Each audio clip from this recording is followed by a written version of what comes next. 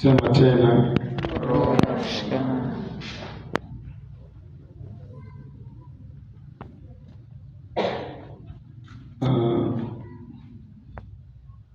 Ikiwa umekusudia kujenga kanisa kubwa, ni lazima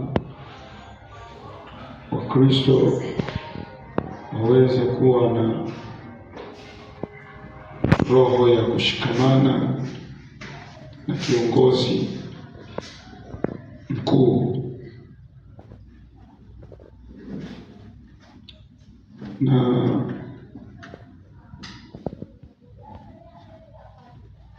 unapopata hiyo roho ya kushikamana, inakutengenezea uwezo wa wewe kutengeneza hilo kanisa la watu wengi. Unapotengeneza mega church ministry, ni lazima Wakristo waweze kujifunza somo hili, linaitwa kushikamana. Sema kushikamana. Sema tena. Kitabu cha Mwanzo sura ya 2 mstari wa 24. Mwanzo sura ya 2 na mstari wa 24.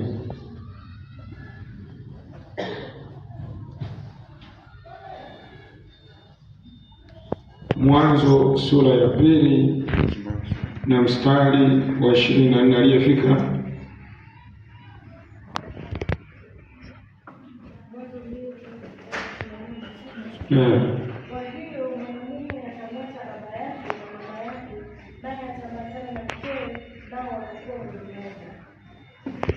Kuambatana ni kushikamana, kuwa pamoja. Kwa unaposema kanisa lazima liwe na roho ya kushikamana na kiongozi mkuu. Hii ni fimbo au kamba ya umoja. Kamba hii huwa inawatupilia mbali maadui wa kanisa. Kwa hiyo wakati tunakusudia kujenga kanisa kubwa, ni lazima Wakristo wajifunze, kwa sababu maadui wa kanisa ni wengi. Wengine ni wa ndani ya kanisa, wengine wa nje ya kanisa. Kwa hiyo ni lazima kanisa liwe na roho ya kushikamana na kiongozi mkuu, kiongozi wa kanisa. Hii roho ya kushikamana inatengeneza bondi au fungato ambalo haliwezi kutenganishwa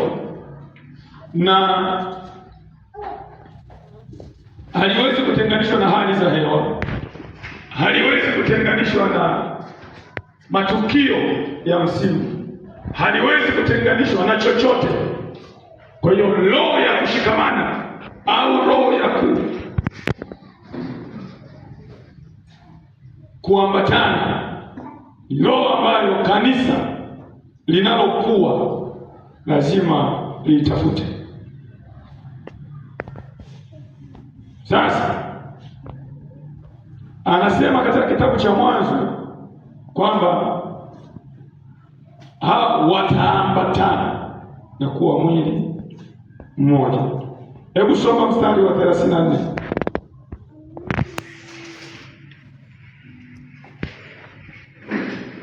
Soma mstari wa 34.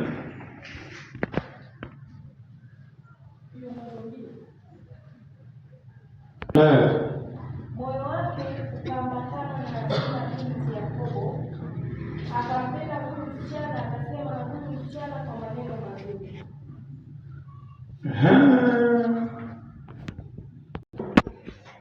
Huwa wanatengeneza au wanajifunza kuwa na hii roho ya kushikamana, mshikamano wa kikanisa. Na mshikamano ni nani? Na mshikamano na kiongozi. Kiongozi mkuu.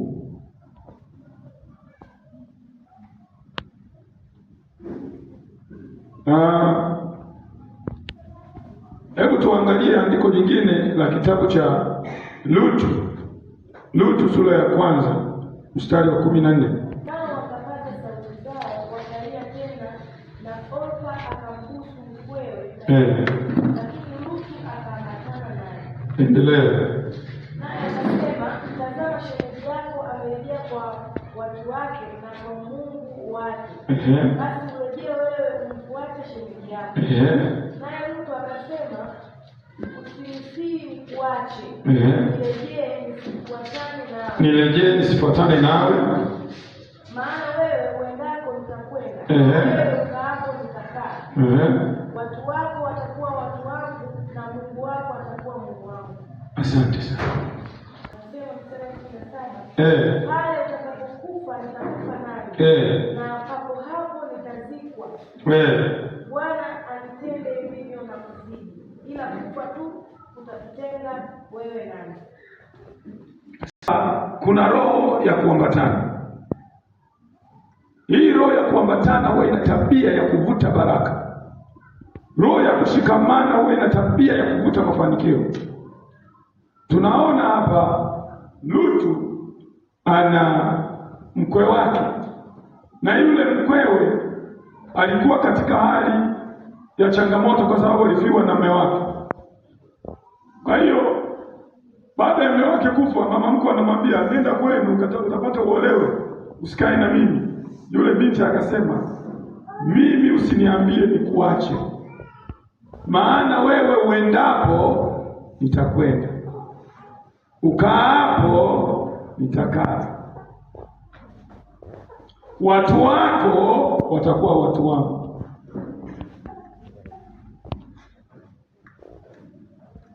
Ni kifo tu ndicho kitakacho itenganisha mimi na wewe. Bwana Yesu asifiwe. Amen. Tuna mkakati wa kufikia maelfu ya watu, na ili tufikie maelfu ya watu ni lazima tujifunze hii roho ya kushikamana na kiongozi mkuu, kwa sababu kwa vyovyote vile huwa kunatokea maadui wa ndani na maadui wa nje.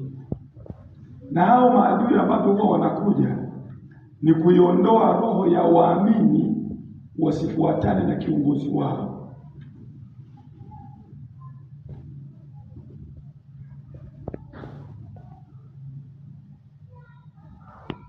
Kwa hiyo kama Wakristo hawajafundishwa hii roho, watakuwa ni Wakristo wenye kifafa.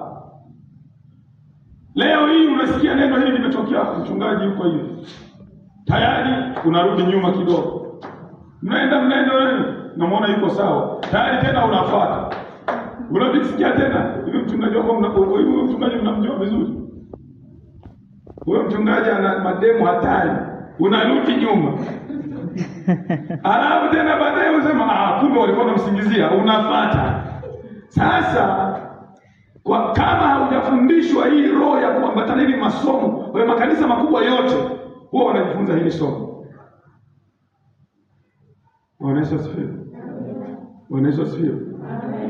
Siku moja nilikuwa pale kuomba, nikasikia kijana mmoja wa kanisa fulani, sasa kulitaja, alikuwa anahubiri pale sokoni, anawahubiri watu waende kanisani kwao.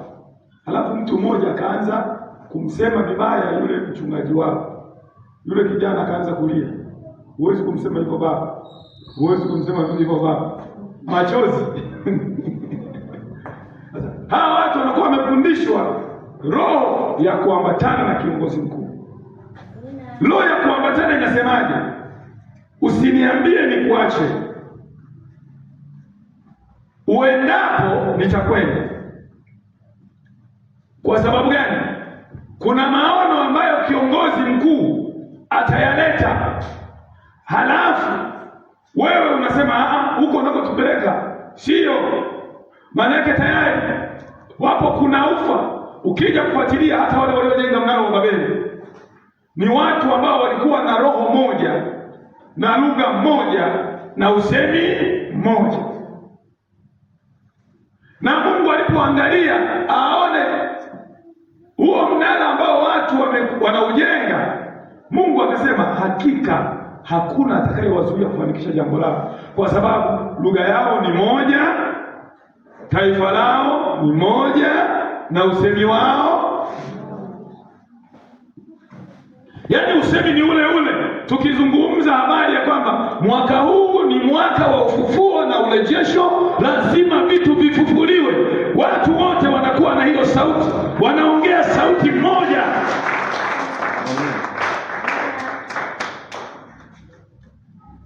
Wanaongea sauti moja, kusiweko lugha mbili, lugha yetu iwe moja. Maana nasema uendapo nitakwenda. Lutu anamwambia mama mkwe wake, uendapo nitakwenda, maadamu alijua huyu ndiye mama aliyenizalia mume na nimejithibitisha kwamba ni mtu mwema, kwa hiyo nitamfuata hata kama mume wangu amefariki, lakini mimi nitakwenda popote anapoenda.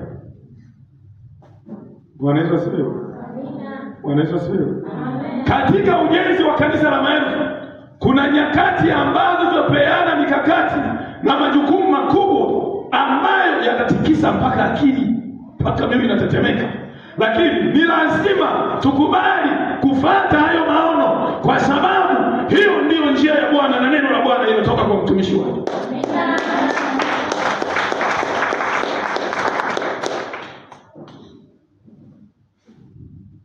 Sasa kwenye roho, kwenye kuambatana,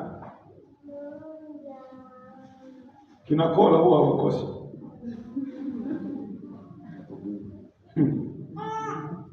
Watu wenye roho nyevu roho mwevu ambao wana mitazamo yao. Bwana anazungumza, Lutu anasema, mama, uendapo nitakwenda. Haijalishi unaenda wapi, haijalishi utakaa wapi, anasema ukaapo nitakaa. Yeye alikuwa ni Moabu, akaacha na Mungu wake, akasema Mungu wako atakuwa Mungu wangu. Hiyo ndio roho inayoleta mafanikio na ushindi. Mimi hapa nitaanza kutabiri na kuwapa mafunuo na kuwapa maneno ya rohoni. Usianze kusema huyu sio mchungaji wangu, sio ameanza mambo ya kinabii. Hiyo ni roho potofu. Hiyo haiwezi kutufikisha popote. Lazima utengeneze bondi. Watu kule nje waliuliza, hivi mchungaji wako nabii? Mimi sijui. Je, ni mchungaji? Sijui. Je, ni mtume? Sijui. Ninachojua neno moja, analo neno kutoka kwa Bwana Mungu wa majeshi. Yeye ni mchungaji, tuambieni. Wewe waambie. Kama ni mchungaji sijui, kama ni nabii sijui. Ninachojua neno moja, maneno ya Mungu yako kwenye kinywa chake. Akiongea yeye wagonjwa wanapona, akiongea yeye vipofu wanaona. Huyo ndio mtumishi wa Bwana. Hayo ndio maneno yetu, kuanzia aliye mdogo mpaka aliye mzee wa miaka 80. Tunapokwenda kwenye mwaka huu wa ufufuo, ili Yesu apige hatua kwenda kumfufua Lazaro, Yesu akasema, twendeni tukamfufue, maana ndugu yetu amelala. Wakagoma, wakasema, yote unataka kukuua kwa mawe juzi kati hapa, halafu nakwenda huko. Nasema hivi, njia za mchana ni 12 na za usiku ni 12. Atembeaye mchana hawezi kujikwaa. Nyinyi nifuateni mimi. Na wao hawakuwa na sababu ya kusema hatukufuati kwa sababu walitaka kukuua. Wenyewe kazi yao ilikuwa ni kumfuata Bwana, maana yeye anaijua njia. Bwana Yesu asifiwe. Wakati tunakwenda mbali, kuna watu hawatakubaliana na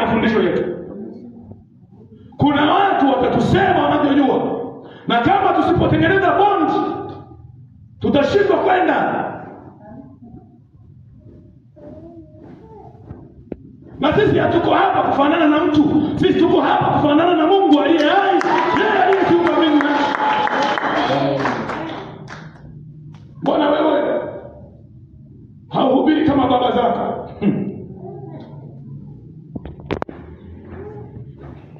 Ndio maana ya kuitwa kanisa la Pentecost, na makanisa ya Kiassemblies yalikuwa yanajulikana kama makanisa yenye kujitungia theolojia yake wenyewe. Maana yake wanapokea ufunuo wao wenyewe kutoka kwa Mungu. Kila kanisa la mahali pamoja linapokea network yake lenyewe kutoka kwa Bwana.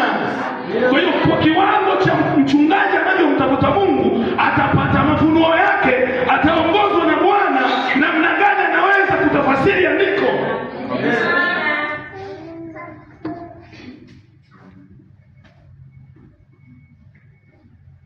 Bwana Yesu asifiwe. Bwana Yesu asifiwe.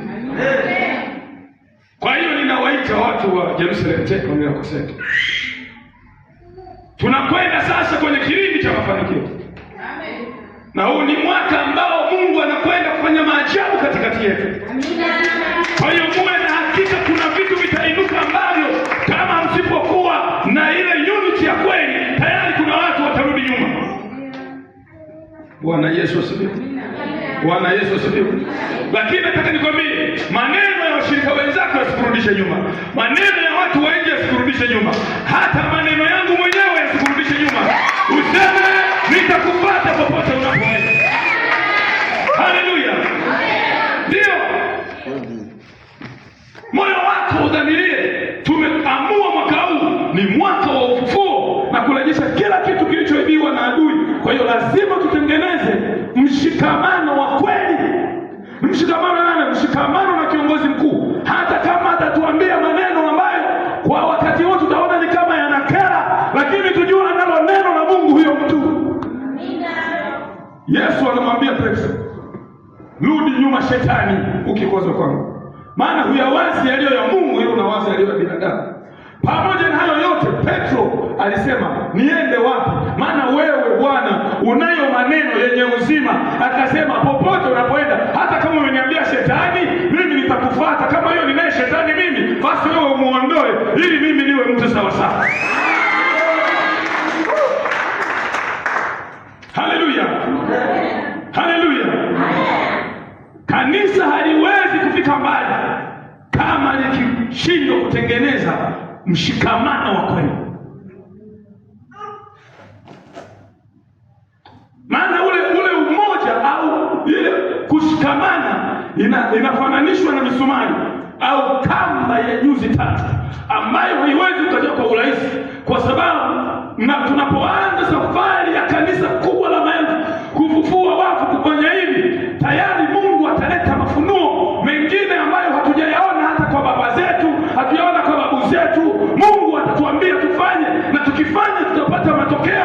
Kwa hiyo hayo mafunuo yatuzuie sisi. Adui yetu ni dhambi na magonjwa na umaskini na matatizo. Hayo ndio maadui yetu. Tumejithibitisha kwamba Mungu yupo pamoja nasi. Haleluya. Bwana Yesu asifiwe. Bwana Yesu asifiwe. Kwa hiyo kuna mtu atakuja kunong'oneza kwenye masikio yako. Huyu mchungaji unamwelewa kweli? Sana. Wapo. Na watakuja sana. Unamwelewaje huyu mchungaji? Hivi ameondoka kwenye reli ya uyuko? Halo. Waambie yuko kwenye reli, tena tutafika kule tunakoenda katika jina la Yesu. Maana hii safari aliyeanzisha ni Yesu Kristo mwenyewe. Na mimi aliyeniita ni Yesu Kristo mwenyewe. Wakuondoka kwenye reli anaweza kuwa kama mimi. Kweli? Hiyo mnanionaje? Jamani, haleluya. Kati ya makanisa yanayoongozwa na wachungaji sahihi, mimi naona ni mtu wa kwanza kabisa kwa mchungaji ambao ni right person. Right person. Wengine wanaweza, na kama kutafuta upako wa kulipa pesa, ningeutafuta mwaka 2007. Nimestruggle mimi miaka 12 Tangu 2007 mpaka mwaka 2016 17 miaka 10 na ngapi? Sio miaka 10. Sijui nakula nini, sijui nakunywa nini. Sasa leo watu wakiponywa, leo watu wakifunguliwa matumbo wakazaa, unaanza kuniambia nina upako nimeazima. Mimi naweza kuazima upako? Si ningeutafuta kama mapema wakati nakula dagaa zenye vitu.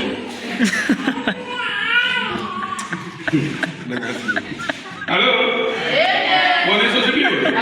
Hao watu wanaweza kujitokeza katikati yenu na wengine wanaweza kuja na hekima kana kwamba ni watu wema sana. Muwakatae, muambie sisi tumeamua kwenda na mtumishi wa Mungu. Nasema watakuwa kwetu, lakini hawakuwa wa kwetu. Hao ni kina Yame na Yambule walioyakataa maneno ya uzima. Kwa hiyo watu wa aina hiyo watakuwepo.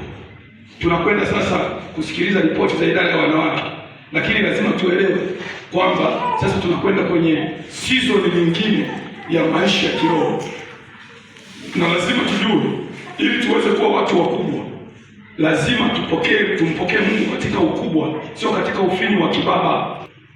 Mama, usiniambie nikuache. Maana alimsihi kumwambia nenda nyumbani kwenu, utaolewa huko, utaishi utakuwa na maisha huko, lakini usiendelee kubaki hapo. Niache mimi nirudi kwetu. Lutu anamwambia mama mkwe wake, usiniambie nikuache. Mimi siwezi kukuacha wewe. Hata kama mume wangu amefariki, nitakufuata. Anasema utakapoenda mimi nitakwenda. Hapa zungumzii tu habari ya eneo la kijiografia. Hapa nazungumzia hata katika upana wa maono, mafunuo, huduma na utumishi wa mchungaji kiongozi mkuu. Maana yeye ana linki na Mungu, anaongea na Mungu. Kwa hiyo siku zote utakapokuwa na kweli juu ya kiongozi mkuu ambayo wewe hauna majibu yake, tayari itakufanya uwe kisima dhaifu kilichojaa matope, ambapo hautaweza kukua katika maisha ya kiroho. Kwa hiyo tunachofanya hivi, tunakutia chanjo ili adui asikutenganishe wewe na kiongozi mkuu. Maana adui wa mtu ni wale wa nyumbani mwake. Amina. Bwana Yesu asifiwe. Bwana Yesu asifiwe. Kuna watu watasema haya mafundisho yake ni mapya tujawahi ona. Hata Yesu alimwambia huyu ametoa ni nini? Ni elimu mpya hii, hatujawahi ona. Ndio maana kwa kawaida Roho Mtakatifu huwa haleti vipolo, analetaka fresh. Vilivyo chacha vinamwagwa. Ndio maana kule jangwani Bwana aliwaambia muokote mana za leo. Msiokote mana za kula kesho, ni za leo, yani za leo.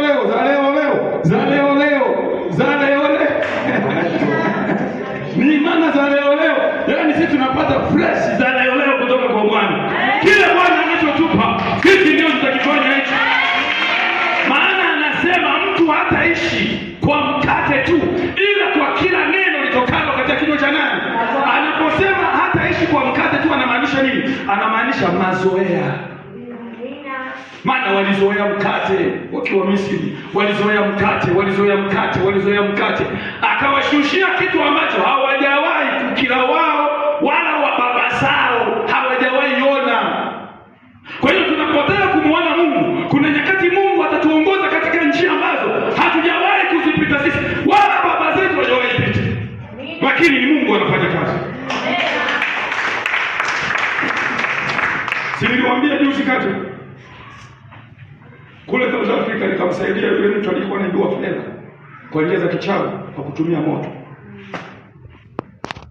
Sijawahi kumsikia baba wa Assemblies anafanya hilo tukio. Sijawahi tangaza sema anachoma uchawi. Alipokwenda alikuwa anaibiwa dola karibu kila wiki. Anaibiwa dola alizokuwa anazitunza. Anasema labda nisisitunze kwenye pochi, nitunze kwenye Biblia. Anatunza kwenye Biblia, hata zimeibiwa.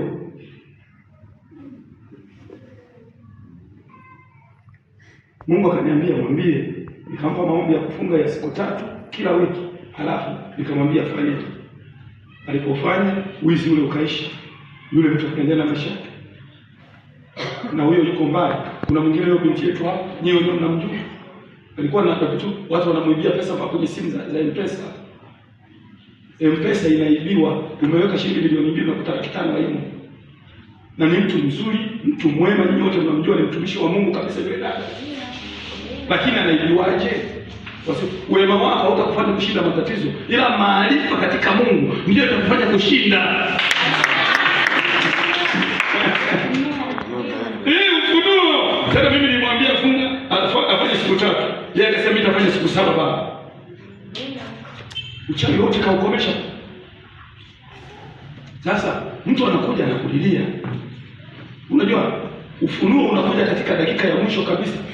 Kwa mfano jana wale waliokuja jana, mimi nirudi hapa nikuta watu walikuwa naomba.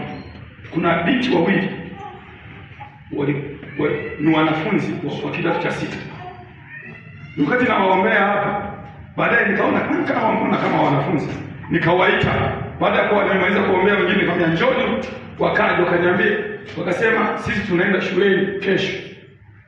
Nikawaombea, nikawabariki, wakaondoka. Wameondoka, kumbe tena wakaja wapi? Ofisini.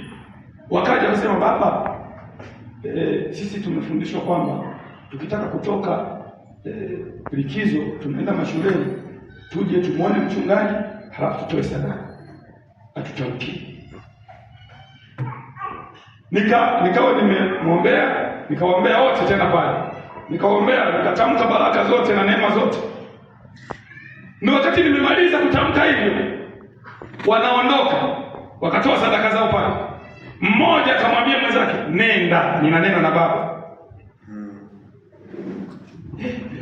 Ngoja nisikilize.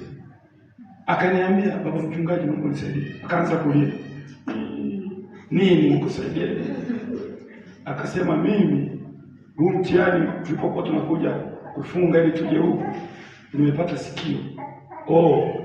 Mzunguko. Mama yangu hajui nimemficha. Nimwambia nimepata 3, sijui 3 ndio nini. Siri. Nimepata division 3. Kwa hiyo hata ile 4 sijaipata, nimepata mzunguko kabisa. Akaanza kulia.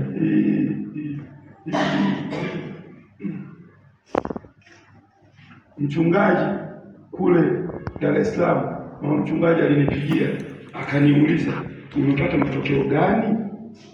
Nikamwambia 3. Ndio 3. Division 3. Hata hivyo baba mchungaji, nimemdanganya. Naomba unisaidie. Sasa mimi nikajiuliza, maombi nimeomba na kanisani kule, halafu nikawaita wao tu wangapi? 2 kaombea hapa. Halafu hawakulizika, wakaja ofisini mwangu na sadaka nikawaombea. Halafu hajalizika, anasema baba mchungaji, nina neno. Sasa huyu ana mzigo tofauti. Ni lazima umsikilize Roho wa Mungu. Sasa huyu namsaidiaje kutoka? Kwa sababu tatizo lake limekuwa kubwa kiasi kwamba hawezi kulibeba tena. Amina. Sasa huyu kimwombea maombi ya kawaida, kwa sababu kama wachungaji anao, nikamwambia hivi, wewe uona sali wapi? Akasema, mimi naishi Dar es Salaam, lakini likizo mara nyingi wanakuja hapa, na wewe nakujua huwa nasali hapa nikijaga huko. Unanijua mimi ndio mchungaji wangu. Mchungaji ndio. Nikasema, kwa mchungaji nisaidie. Kwa nini huyu anabaki? Kamwambia, nenda, ina neno na baba. Anasema, haya sijamwambia yeyote. Ndugu yangu yeyote hajui, mchungaji wangu yeyote hajui, ila nimekwambia wewe, nisaidie. Sasa hivi huyo unafikiri utamwambia tunaenda Bwana na ametenda? Lazima muulize Mungu, uingie rohoni, useme huyu Mungu namsaidiaje? Bwana kaniambia msaidie, nikamsaidia.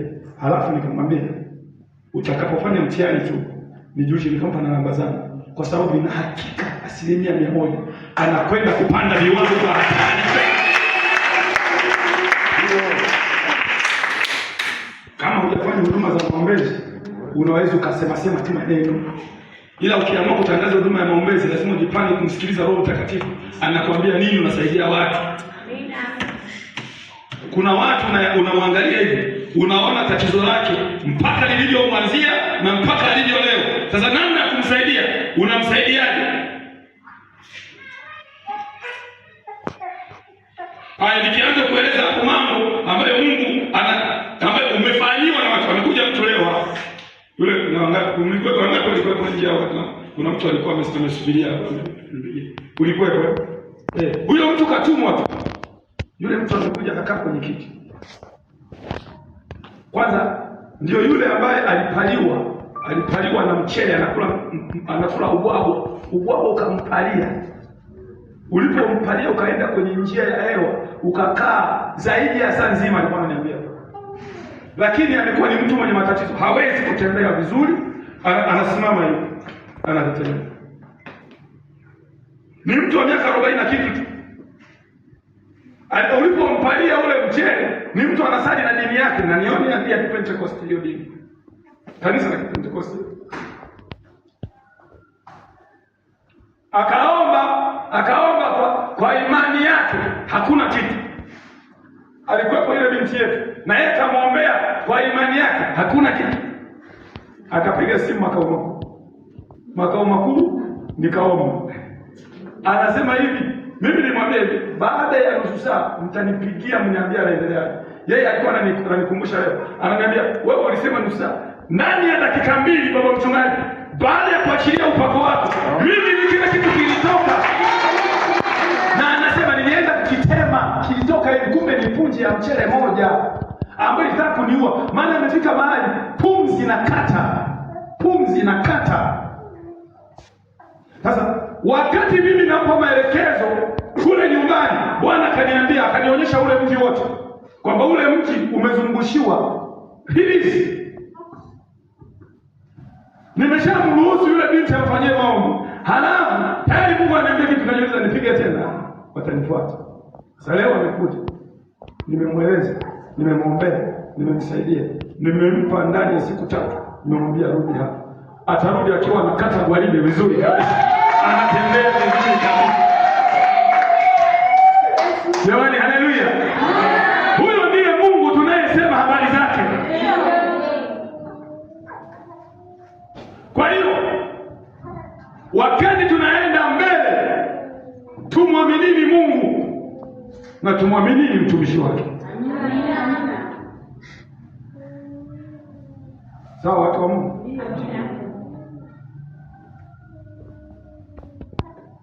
Kuna Dodolima wako huko, Dodolima yanishiga zuwina mbili. Wako Dodolima. Wengine wako hapa, wengine wako nje. Ila wasikufanye ukalegeza moyo. Wasiondoe matumaini yako kwa kiongozi wako.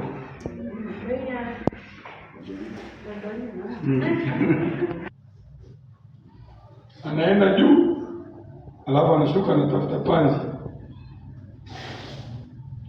Sasa anasema kama tunataka kujenga kanisa la maelfu, kweli tumedhamiria kuibadilisha Buhongo na kuibadilisha Mwanza na kuibadilisha Tanzania, lazima muwe na hakika kuna watu miongoni mwetu sio wa kwetu, na kuna watu wa nje. Unajua watu wa nje huwa hawana nguvu sana, ila wa ndani huko wanaweza kuonekana ni kama watu wema, lakini ndio wabaya kuliko watu wa nje. Ndio maana hata aliyemsaliti Yesu kutoka nje alitoka wapi? Na mara nyingi ukimwona msaliti usimfukuze mapema, muache. Ndio maana Yesu aligundua kwamba huyu Yuda atakuja kunisaliti siku moja, na Yesu akamwacha pale. Akajua kwamba huyu anaponisaliti tayari atakuwa anaingia kwenye shimo lake, mimi naenda kwenye utukufu wangu. Bwana Yesu asifiwe. Kwa hiyo na wale msiwachukie, mwapeni, kwa sababu hawajui wayatenda. Amen. Kule nje watatokea, lakini wasituzuie. Kwa hiyo kanisa lolote kubwa linajifunza kutengeneza umoja. Haleluya. Amina. Umoja na nani? Umoja na kiongozi. Umoja. Bwana Yesu asifiwe. Mimi kama mnataka kunihukumu, hebu mnihukumu basi kwa mambo mengine, sio haya upako. Kanisa kaulizeni Buhongo mnionyeshe hata demu wangu huyu tu mmoja tangu nilipokanyaga hapo kwenye unga. Mimi nimekaa hapa, nimeishi maisha ya tabu, maisha ya machozi. Hapa nimekuwa nikilala hapa tangu ile kanisa halina ukuta, lina vitambaa tu. Sina historia kokote nilikopita mimi kwenye nchi. Sijawahi kumkufuru Yesu Kristo. Amina. Halo. Sijawahi kukaa kwenye kigoda cha mganga wa kienyeji anipe chale au pako. Kama ukiniona nafanya jambo, jua nimelitoa kwa baba wa mianga. Bwana Yesu asifiwe. Bwana Yesu asifiwe. Wokovu wangu mimi ni wa thamani sana kuliko hata chakula changu. Yaani mimi niko tayari nilale njaa ila niende mbinguni. Ndivyo mimi nilivyo. Kwa hiyo siwepo watu wanaojiona wanajua mbingu sana kuliko mimi. Kwa hiyo ni lazima tushikamane. Anasema uendapo kwenda. Msiache kunifuata. Nifuateni popote ninapoenda. Nifuateni popote ninapoenda. Anasema mnifuate popote ninapoenda. Maana huko ninakoenda ni mahali salama. Ninawapeleka kwenye njia salama. Ninawapeleka kwenye mji salama ambao hauna mashaka. Haleluya. Ndio, ni mji salama. Ni mahali salama. Mimi naijua njia. Naijua njia. Naijua njia. Naijua njia. Kwa hiyo nitakwenda, nitakaa mahali. Kwa hiyo useme kwenye kinywa chako, ukaapo pasta, nitakaa. Haleluya. Waambie akaapo nitakaa. Waambie Mungu wake ni Mungu wangu. Haleluya. Bwana Yesu asifiwe. Bwana Yesu asifiwe. Anaheri mtu yeyote asiye na mashaka naye. Viongozi wa uamsho huwa wanafundisha haya mafundisho na wanafundisha haya. Yesu alikuwa mwana uamsho. Aliyasema haya na kusema mimi. Kwa sababu mwana uamsho yoyote huwa anakwenda juu ya fikira za kawaida, mapokeo na mazoea.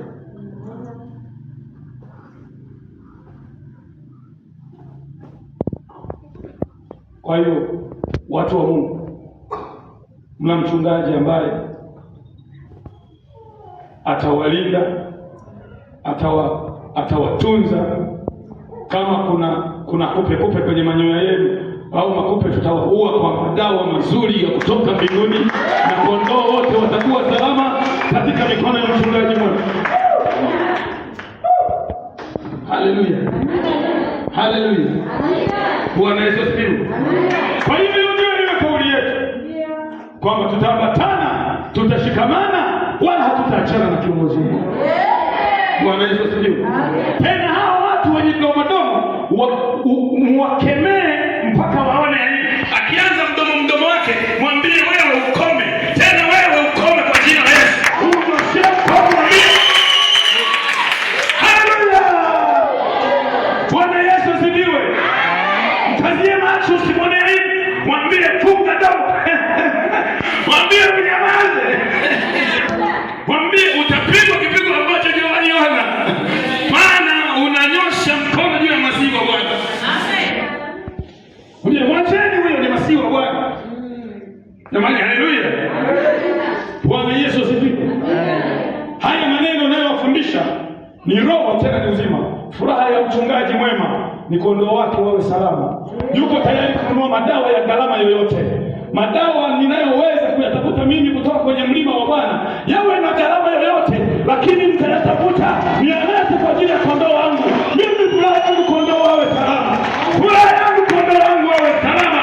Wasema watakavyosema, walia, waanguke, mlani kondoo wako salama. Kondoo walio salama wanatoa maziwa.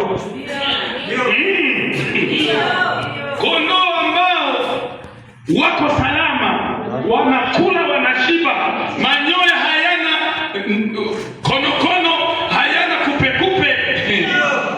Hao wanatoa maziwa, acha wewe. Sasa na mimi nataka kula, nipate maziwa ninywe, na kondoo wafurahi. Jamani, haleluya! Bwana Yesu asifiwe. Ni nani anayeweza kumwona kondoo wake anateseka, halafu amedumbukia shimoni, halafu asimtoe akaminua na kumtoa kwenye hatari? Mchungaji mwema hutoa uhai wake kwa ajili ya kondoo. Bwana Yesu asifiwe. Lakini mchungaji wa mshahara huona mbwa mwitu anakuja akatimua mlio, kwa sababu kondoo sio mali yake, yeye ni mtu wa mshahara. Lakini mchungaji mwema ambaye kondoo ni mali yake atapigana na hao mbwa mwitu kwa mapanga, kwa marungu, kwa silaha zozote, ili mradi kondoo wawe salama. Amen. Haleluya. Bwana Yesu asifiwe. Muulize jirani yako, uko upande wetu au upande wa Mungu? Upande wetu wewe. Muulize, wewe ni mkulima au ni njiwa wa kawaida? Anasemaje? Ajajibu. Biblia Yesu Kristo wakomi. Ajajibu. Au godolima. Ama naweza tukawa tunashangilia hapo, kumbe kuna godolima yeye anatulia.